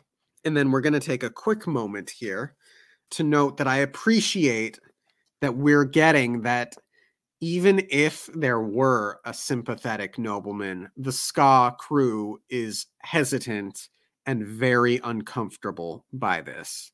Yes, yeah. It's so even if there was something like that, it would. It's not just okay, cool. We could do that. That it would mean further complications, and there would be further problems. Okay, how do we navigate that guy? How do we trust him? How do we? Oh well, let's see how that goes. I like that because Kelsier could have just told all now, right? But I like that he didn't. Yeah. Suddenly, Breeze laughed. He leaned back in his chair, downing the last of his wine. And then I'm adding. In this moment, Breeze kind of breaks that tension. Mm-hmm. You blessed madman! You killed him, didn't you, Renaud? You killed him and replaced him with an imposter. Kelsier's smile broadened. Yedden cursed, but Ham simply smiled. Ah, now that makes sense. Or at least it makes sense if you're Kelsier the foolhardy. Renew is going to take up permanent residence in Felice. He'll be our front if we need to do anything official. I'll use him to purchase armaments and supplies, for instance. Efficient. Efficient? You've killed a nobleman! A very important one! You're planning on overthrowing the entire empire, Yedden. Renew isn't going to be the last aristocratic casualty in this little endeavor. Yes, but impersonating him? That sounds a little risky to me. Come on, man. This guy... It's so funny. You killed an important man. He's so upset. Like, yes. and of course he's not going to be the last. Oh my goodness. You're not playing anymore, Yedden. You're... Hiring Kelsier is clearly the smartest thing you've ever done. Yeah, it's the only good thing he's ever done. And Kelsier is such a performer. He's you can see he's enjoying like the smiles and things like that. He's enjoying them figuring out his tactics and things like that. He like I said, he could have told all, but it's like no, he would rather do the showmanship. He's just charismatic that way. He's like, yeah. So this is what this nobleman's gonna do. He just likes it's unnecessary, but he's doing it because it's fun. You hired us because you wanted extraordinary results, my dear man. In our line of work, extraordinary results usually require extraordinary risks. We minimize them as best we can, Yedden. My actor is very good. However, these are the sorts of things we're going to be doing in this job. And if I order you to stop a few of them? You can shut down the job anytime. But as long as it's in motion, Kelsier has final say on all plans, objectives, and procedures. That is how we work. You knew that when you hired us. Yedden shook his head ruefully. Well, do we continue or not? The call is yours, Yedden. Feel free to call an end to it, friend. Don't be afraid of offending us. I, for one, look favorably upon free money. Vin saw Yedden pale slightly. In Vin's estimation, he was fortunate that Kelsier hadn't simply taken his money and stabbed him in the chest. But she was becoming increasingly convinced that wasn't the way things worked around here. This was my favorite line of the chapter. Okay. Elaborate. She's becoming increasingly convinced that this isn't the way things work around here. She is cognizant and open to the idea that not everyone is going to be backstabbing everyone. Yeah, she's like, okay, this is the way it works. She doesn't have we don't really know her opinion on these things, but she is noticing. She's not in denial anymore that, oh no, that this is how do they work? How do they operate this way? I think she's gotten enough cues from Kelsier as well. I don't trust the word lines like I don't trust people whose loyalty is only as far as the boxings they're being given, that sort of thing. So yeah, it would be a bit. It makes sense that she would adapt her view of this situation or these people. It's not that she has suddenly let go of her thing of betrayal, whatever. She's just noticing how things work with these people. And she's like, okay, cool. Like she in her estimation, in her opinion as well, it's like, yeah, well, she's actually also not enjoying Yedin. She's like, you know what? He's lucky he's not just dead, because he is so useless. And he's actually just, yeah, he's lucky to have Kelsier around at all, in her estimation. But then she knows, okay, Kelsier is not going to do that to him. Yeah, I do agree. That could be my favorite line. Okay, next to the adolescent awkwardness. Yeah. This is insane. Trying to overthrow the Lord Ruler. Why, yes, as a matter of fact, it is. All right. We continue. Good. And Kelsier writes, Kelsier, equipment under troops. The Renew Front will also give us an in with the Luthadel High Society.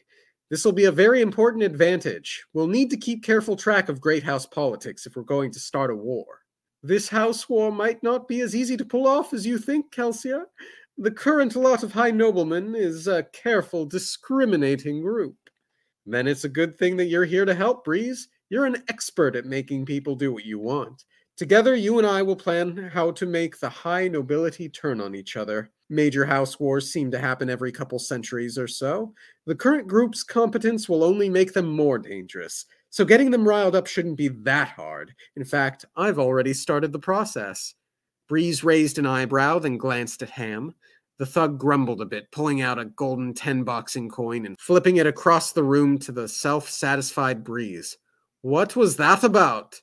We had a bet regarding whether or not Kelsier was involved in last night's disturbance. Disturbance? What disturbance? Someone attacked House Venture. The rumors claimed that 3 full Mistborn were sent to assassinate Straff Venture himself. 3? Straff certainly has an elevated opinion of himself. I didn't go anywhere near his lordship. I was there for the Atium, and to make certain that I was seen. Venture isn't sure who to blame, but because Mistborn were involved, everyone assumes that it was one of the great houses. And that was the idea. The high nobility take Mistborn attacks very seriously. They have an unspoken agreement that they won't use Mistborn to assassinate each other. A few more strikes like this and I'll have them snapping at each other like frightened animals. And then he writes, Breeze planning and Kelsier general mayhem beneath great houses on the board. Couple of things to say about that interaction.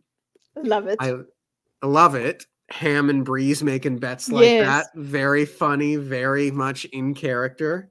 I love that House Venture is too embarrassed to say that it was just one Mistborn. Yeah. So I love it. Yeah. No, it was 3. We swear it was 3. Yeah, it was 3. It was crazy, man. It's like I love that whole what it tells us about how the houses deal with each other as well. They will say something as like, oh, there's 3 of them, and oh, it was the person who was after his lordship. It's like, no, it was just, you were robbed, honey. That's it. Yep, your guard wasn't good enough. Anyway. We'll need to keep an eye on local politics to find out which houses are making alliances. That means sending a spy to some of their functions. Is that really necessary?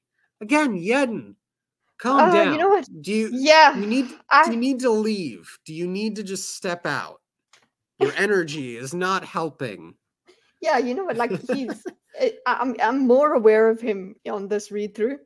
Like he was just a nattering, irritating guy on the first read through, but now it's like, geez, it really is at every single flip and turn, every part. There was every bit, and yes, it's on character for him. I like that. As much as it's irritating, that's right. We want characters that can make us feel things. Still consistent, but I do hope that someone's going to pull him aside at some point and say something. Well, Calcia also, the way Calcia's dealing with him is just like, okay, he gets to say some things, and then Calcia just like puts him where he's supposed to be. It's like are you done? Like, we're still doing this as well. Like, would you like to pause the job? I like that we had that as well. That, would you like us to stop then? Like, if you're so full of shit, okay, then fine, let's stop. Okay, well, yeah, exactly. The whole point of this is to continue. So keep your mouth shut. I like that that he put that in there. Indeed. It's standard procedure for any Luthadel job, actually. If there is information to be had, it'll pass through the lips of the court's powerful. It always pays to keep an open set of ears moving through their circles. Well, that should be easy. We simply bring up your imposter and send him into the parties. Unfortunately, Lord Renew won't be able to come to Luthadel. Why not? Won't your imposter hold up to close scrutiny? Oh, he looks like Lord Renew, all right. Exactly like Lord Renew, in fact. We just can't let him get near an inquisitor. Ah, one of those. Well then. What? What does he mean? You don't want to know. I don't. You know how unsettled you were when Calcio said he'd replaced Lord Renew with an imposter?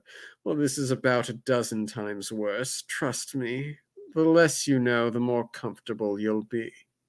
And Calcio's just smiling broadly. I know, that's why I'm laughing. I think you're probably right.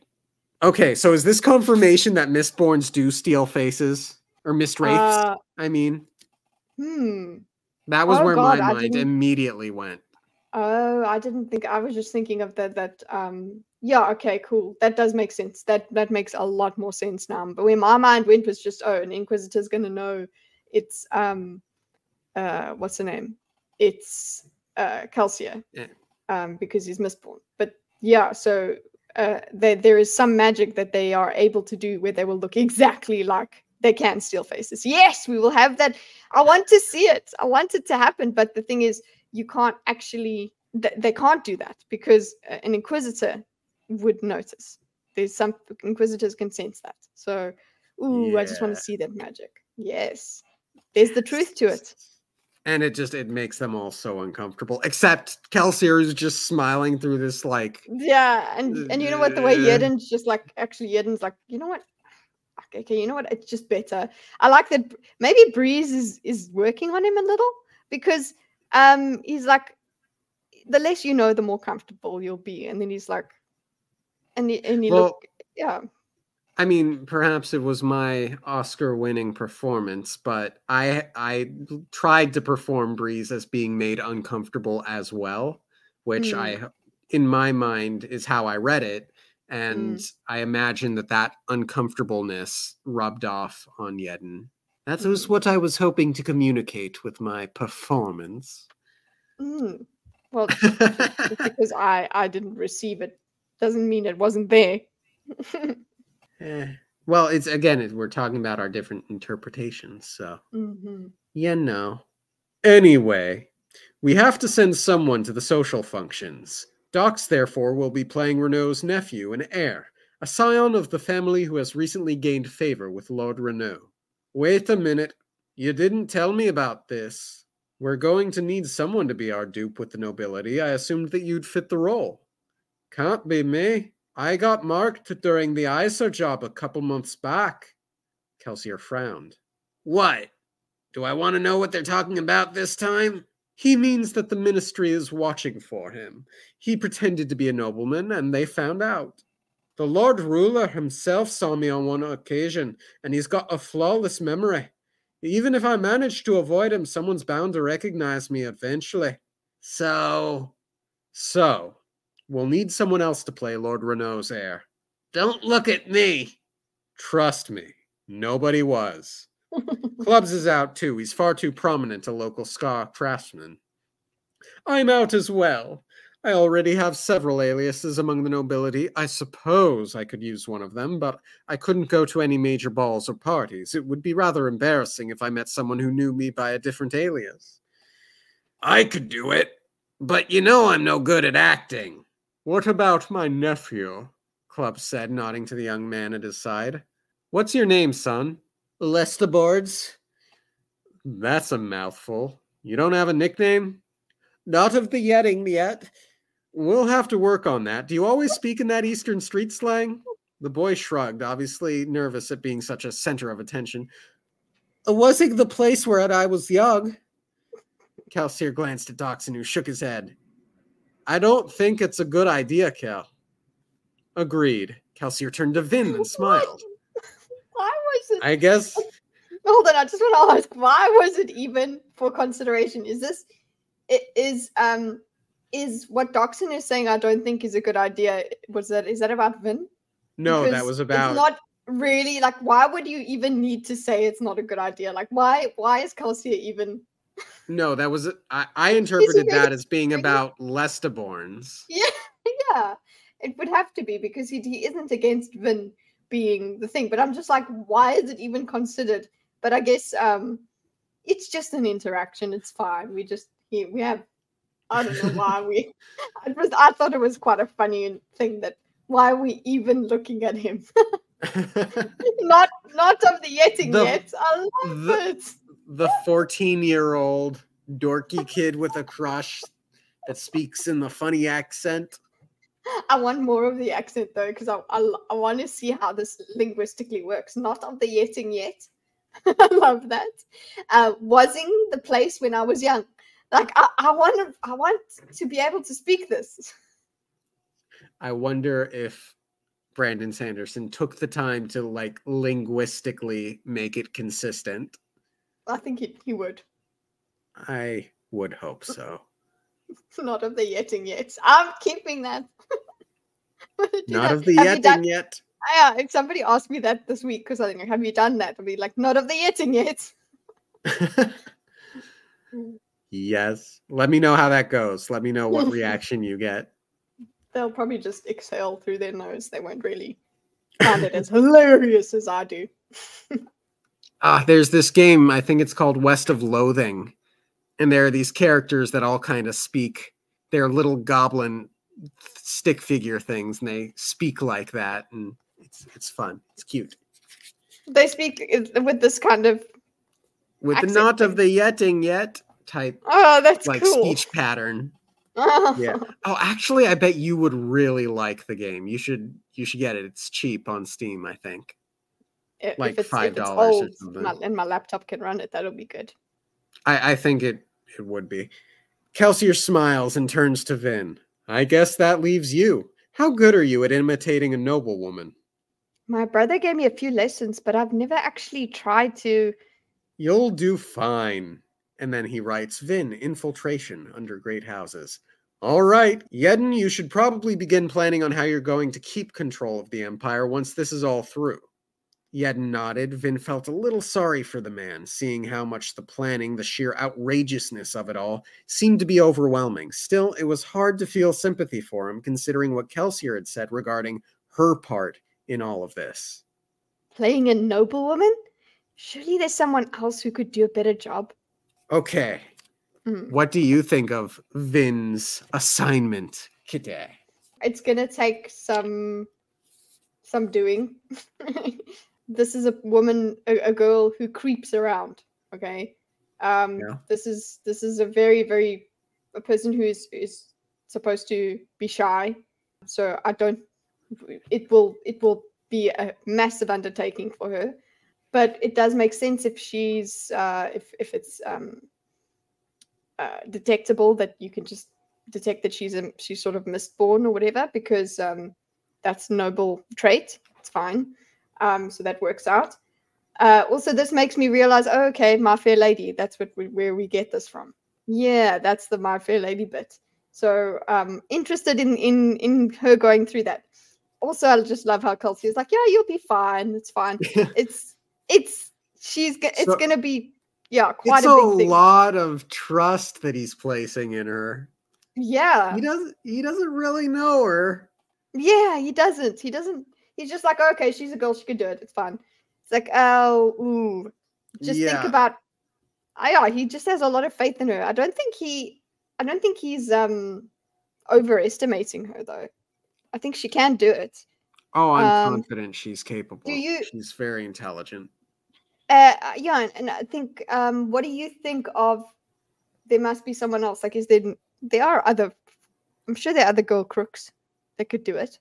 I guess he wants someone with Mistborn capabilities, I suppose. That would help. Yeah, I'm not sure. I mean, he had assumed that Doxson would be able to do this, so this was sort of a curveball for Kelsier. And I imagine... and Doxson does... Yeah. Yeah, now, like, maybe they should have, in hindsight, said, okay, let's take a couple of days or a week to go through a list and vet a list of people that we could use then. But, like that seems like the smarter choice to me than person we don't know yet. But at the same time, this is the story, and this is the excitement. There's no reason why Vin couldn't, and like outside of the fact that they don't know her, and I'm sure she can learn. Yeah, and he just has proper faith. He also he has faith in her, just her ability. She can do it. That's it. I'm happy with it. I think it's okay. It's not that far fetched. Yeah, because he will make sure. Yeah, she's there. He will make sure she's as good as any. Actually, he will just make sure that she can do it. And they do have time for this. I mean, I can't believe he was even like, listen, 5 seconds ago he was considering the other guy. What the nephew? Okay, okay, it's not that massive of a deal. Yeah. So. Anyway, Breeze's attention was still on Yedden and his obvious discomfort. Don't look so solemn, my dear fellow. Why, you'll probably never actually have to rule the city. Chances are we'll all get caught and executed long before that happens. And if we don't, what's to keep you all from knifing me and taking the Empire for yourselves? We're thieves, my dear man, not politicians. A nation is far too unwieldy a commodity to be worth our time. Once we have our atium, we'll be happy. Not to mention rich. The two words are synonymous, Hammond. Besides, we won't be giving you the entire empire. Hopefully, it will shatter once Luthadel destabilizes. You'll have this city and probably a good piece of the central dominance, assuming you can bribe the local armies into supporting you. And the Lord Ruler? I'm still planning on dealing with him personally. I just have to figure out how to make the 11th metal work. And if you don't? Well... And Kelsier writes on the board, Yedden, preparation and rule beneath Ska Rebellion. We'll try to find a way to trick him out of the city. Perhaps we can get him to go with his army to the pits and secure things there. Then what? You find someone to deal with him. You didn't hire us to kill the Lord Ruler, Yedden. That's merely a possible perk I intend to throw in if I can. I wouldn't worry too much, Yedden. He won't be able to do much without funds or armies. He's a powerful allomancer, but by no means omnipotent. Though if you think about it, hostile dethroned pseudo-deities probably make disagreeable neighbors. You'll have to figure out something to do with him. Yedden didn't appear too keen on that idea, but he didn't continue the argument. And that should be it then. What about the ministry? Shouldn't we at least find a way to keep an eye on those inquisitors? We'll let my brother deal with them, Kelsier says with a smile. Like hell you will, a new voice said from the back of the room. Vin jumped to her feet, spinning and glancing toward the room's shadowed doorway, which is a really nice way of saying that she jumped to her feet and spinning because she was so concerned earlier about not having like an open door to her back. So that was like a fair response. A man stood there, tall, broad-shouldered, statuesque rigidity. He wore modest clothing, a simple shirt and trousers with a loose scarf jacket. His arms were folded in dissatisfaction, and he had a hard, square face that looked a bit familiar. Vin glanced back at Kelsier. The similarity was obvious. Marsh! Marsh, it is you! He promised you'd be joining the job, but welcome back! Marsh's face remained impassive. I'm not certain if I'm back or not, he added. If you all don't mind, I'd like to speak privately with my little brother. Kelsier didn't seem intimidated by Marsh's tone. He nodded to the group. We're done for the evening, folks. The others rose slowly, giving Marsh a wide berth as they left. Vin followed them, pulling the door shut and walking down the stairs to give the appearance of retiring to her room. Less than 3 minutes later, she was back at the door, listening carefully to the conversation going on inside. End chapter 6. Good way of ending it. I like that. Vin was so absorbed that she got a fright when Marsh came in. She didn't even realize Marsh had come in. I like that. And of course, she goes back to sneak a listen. Yeah, and they will know she's listening. At least of course. Kelsier will. Yeah. I have no doubt.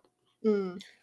So we sort of like front loaded our assessment of the chapter, I think. Yes, I'd say so. Yeah. So I don't think we need to get into anything too in-depth here. Overall, I found it to be a really wonderful chapter. As we've said a couple of times, I could have done with 100 pages of this planning. Final thoughts, Lady Kitteh. Final thoughts, more enjoyable interaction between characters, the dialogue, just the dramatic ending as well of Marsh coming in. Also very interesting, just another point, just an interesting point of how Jeden seems to like Marsh more than Kelsier. Yeah, that was noteworthy. Yeah. First time he seemed happy. Pleased. Feeling a positive emotion. Yeah, well done. Yeah, so I want to know more about it, and I'm excited to see this interaction between the two brothers because like hell I am kind of thing. That's it's very interesting. Yeah, I like the way that we I know what you mean by 100 pages more of this planning stuff, but he did have this big punch at the end there. Yes, the meeting was essentially cut short. Yeah. So they probably would have continued talking for hours, but then Marsh came in. So yeah, exactly. It's fine. So again, it's not a criticism, it's a lamentation. Pacing wise though, like it just makes me go, okay, cool, I want to see what's happening with Marsh now. Cool. So it was so hard for me not to read ahead this week. You have no idea. I was very good. I was very, very good. I made sure that I didn't read ahead. I'm good. Shame on you, Dorkus. What? For making you only read one chapter a week? No. For you, not for you reading ahead.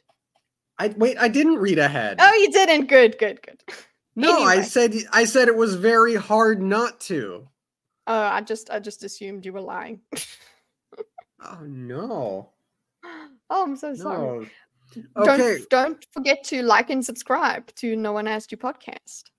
And like and subscribe to ThatDarnKitteh. Because she's got a wonderful channel where she does things and stuff. Panel shows, gaming. Dorkus features on the panel shows, guys. So come on in on a Thursday. And we will see you for chapter 7 next week.